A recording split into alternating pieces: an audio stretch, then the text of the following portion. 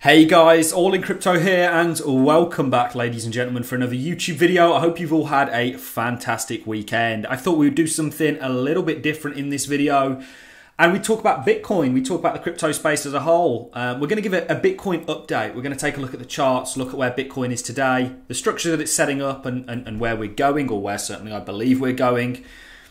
And in this video, I also want to be reiterating just why Bitcoin is so valuable. Even at $62,000, Bitcoin is exceptionally valuable. And I'm going to be reiterating that to you in this video. I'm going to be reading you the abstract from the Satoshi Bitcoin white paper. Anyone that hasn't read and that is interested in crypto and they haven't read the Satoshi white paper, it's the best place to start. If you really want to understand something, understand how it got to where it was, and one of the place to start is with the Satoshi white paper.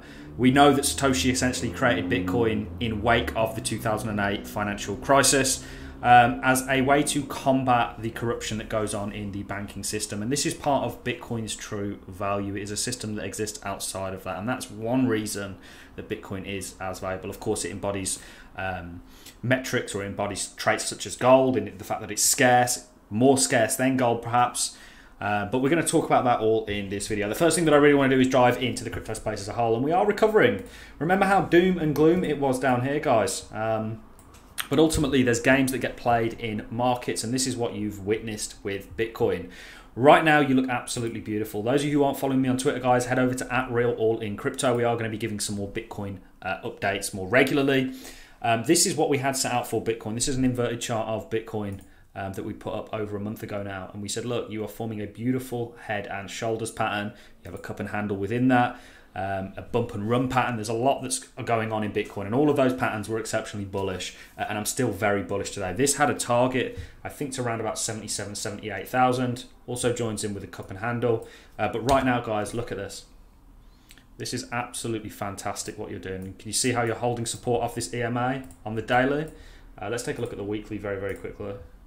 Same story. You are very overextended from the weekly EMA, but this is okay in an uptrend. You will come back to it at some point, but typically it's not once you've started the run. But on the daily, guys, you look absolutely fantastic, and we're still expecting more continuation. This is bullish for the market as a whole, as the whole market still is largely tethered to Bitcoin. And if you're in altcoins, you need to keep an eye on Bitcoin, because the market is permissioned by Bitcoin, if that makes sense. It follows Bitcoin. So if Bitcoin's having a bad day and wants to sell off, the market will typically get dragged with it. Now, quick thing, when I'm saying Bitcoin is valuable, it is exceptionally valuable.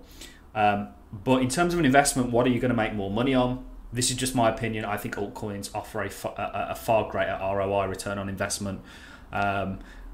Just because of market caps, where it's already at, are you potentially early in regards to Bitcoin and its adoption? Yes, but it has quite a large market cap as it is, and I think you'll actually do better in other altcoins. And in actual fact, in terms of technology, we're not a Bitcoin maximalist at all.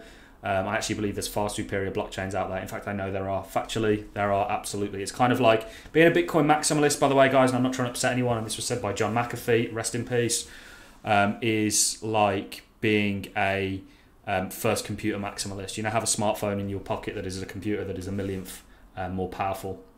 That's the way crypto is going. It's old technology, Bitcoin, but it is exceptionally valuable in what it's brought to the table, and we are going to talk about that. There are a number of traits that it also embodies, but we're not really going to focus on that in this video. So this is Bitcoin looks fantastic, and it's very common that you do this at an all-time high. It's typical that you'll come up, you'll kind of reject, you'll set up structure before continuing. It's kind of like jumping off a high diving board. You may have a little peer over the edge before you actually commit to jump in. And this is the best example of this, guys, is this over here. This is obviously 2017, the bear market, to where we started the bull market. You can see, you pull back. Structure repeats on a large time frame, on a smaller time frame. You can see how when you're approaching all-time highs here, you sort of fell shy, set up structure, came back to this EMA, by the way, in the same way that you're doing it today, guys, before then setting up for that continuation. So I'm exceptionally bullish on Bitcoin, bullish on the crypto space as a whole. We're still very early in that adoption curve. Now, you are on this sort of 4-year cycle journey. I'm going to save this. I was going to talk about it in this video, but we are going to do a longer video tomorrow talking about when this bull market is going to end, because I actually happen to believe that cycles are getting longer. There's quite a lot of contradicting data at play here. The jury is out on when this is going to end. People have got their own opinions, but one opinion contradicts the other, in the sense that people say, okay, well, I'm going to sell at the end of the year into January based on the fact that Bitcoin's sort of 4-year cycle tends to coincide with the dawn of the new year or the end of the year. But then there's also conflicting factors in the fact that from a high to high, from a cycle to cycle, it's actually getting longer. So the first cycle was 910 days. The second cycle was 1,477, and we're already well over, or coming up to 1,777. So I actually think we're going to get longer in cycles. We are going to talk about that. There's a number of fundamental reasons for this, like institutions, etc., etc. So things look fantastic. On to my my next point, ladies and gentlemen, which of course was Bitcoin and why it's so valuable. The reason being is because right now what you have, and people think that this is a very boring subject, but whether you like it or not, whether you're into finance or not, whether you're into the economics or not, finance directly impacts your life. If you get paid in a fiat currency, you are getting directly impacted on the decisions of others. And quite often those others do not have your best, more times than not, they don't have your best interests at heart. What Satoshi created was a system that exists outside of that is peer-to-peer. It puts money back into the hands of the people.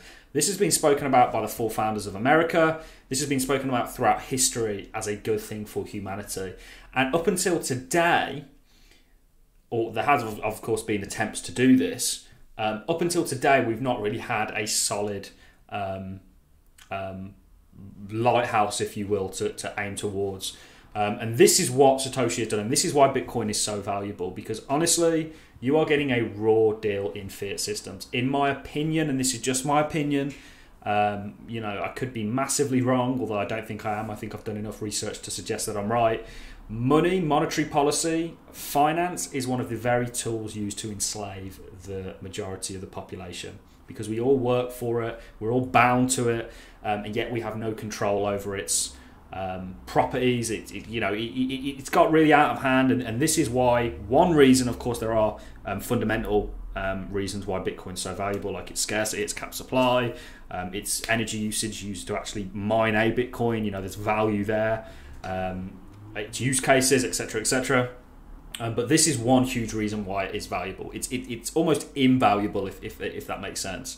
So I'm going to read to you the abstract, and this is really Satoshi's vision. He did write messages before this to people on various message boards, and of course nobody knows who Satoshi is. That leaves me with a little bit of concern.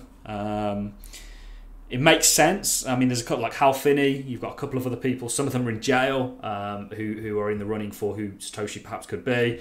But I guess this is something that the future may reveal to us. So I'll read you the abstract, and then I'm going to wrap this video up. I just thought this was a good one. We used to cover Bitcoin very frequently. We've sort of slowed down on doing it, but we're gonna pick that back up and get a lot more videos going out on the channel. The abstract reads: a purely peer-to-peer version of electronic cash would allow online payments to be sent directly from one party to another without going through a financial institution. He created this in 2008 because of the financial crisis and just how corrupt everything was. And he said, look, we don't want anything to do with these. We're moving away from these corrupt financial systems, and we're going to give it our best shot at coming up with a solution for that in terms of payments, in terms of a currency.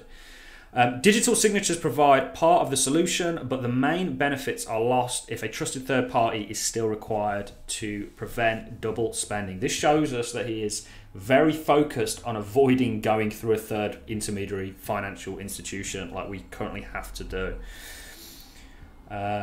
We propose a solution to the double spend problem by using a peer-to-peer network, hash-based proof of work.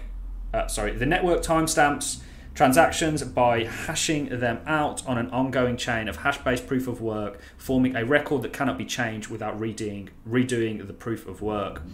The longest chain not only serves as the proof of sequence of events witnessed, but proof that it came from the largest pool of CPU power. As long as majority of CPU power is controlled by nodes that are not cooperating to attack the network, they'll guarantee they'll generate the longest chain and outpace attackers. The network itself requires minimal structure. Messages are broadcast on the best effort basis, and nodes can leave and rejoin the network at will, accepting the longest proof of work chain as proof of what's happened while they've been gone. So this is where it all started. This is how you've got, you know, Ethereum came out of Bitcoin. Essentially, they got together and said, let's add an extra layer of capability on here, back to the whole technology and why it doesn't pay you to be a Bitcoin maximalist. The argument is just not there for being a Bitcoin maximalist. I'm not hating on Bitcoin maximalists. I'm amazed how passionate and zealous these people are. But it's old, and you know, there's superior cryptos out there. Is the truth now. You know, Bitcoin. Then you had Ethereum that came out and said, let's add smart contracts onto this, and then, you know, let's move away from the consensus that Bitcoin embodied. You know, it's evolving.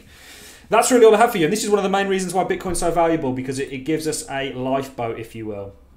I'm going to love and leave you guys on that note. If you're not already following me on Twitter, head over to @RealAllInCrypto. Remember, we do have the Cardano stake pool. The ticker is ALLIN for anyone that wants to delegate. And get in the Discord, guys. I'm going to leave a link to it in the description. It is mainly stake pool focused, but we'd love to have the community involved. No nonsense in there, because you'll get kicked out straight away. All I have for you in the video, guys, I'm going to love and leave you on that note.